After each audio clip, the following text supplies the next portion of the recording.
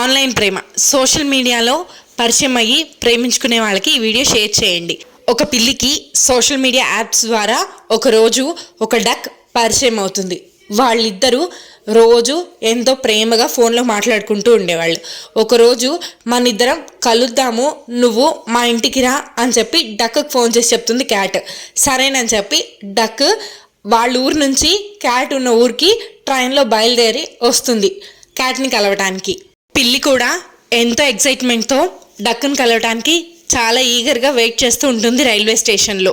ఇద్దరిలో మొదటిసారి కలుసుకోకపోతున్నాం అనే ఎక్సైట్మెంట్. ఇంతలో ట్రైన్ రానే వచ్చింది. డక్ పిల్లిని కలుసుకుంది. ఇద్దరు ఒకరినొకరు చూసుకుని మురిసిపోయారు. క్యాట్ ఏమో పద మా ఇంటికి వెళ్దాం అని చెప్పి డక్ని వాళ్ళ ఇంటికి తీసుకెళ్ళింది. క్యాట్ డక్ని వాళ్ళ ఇంటికి తీసుకెళ్ళి రోజంతా వాళ్ళిద్దరు అక్కడ ఎంచక్కా టైం స్పెండ్ చేశారు. చాలా కబుర్లు చెప్పుకున్నారు.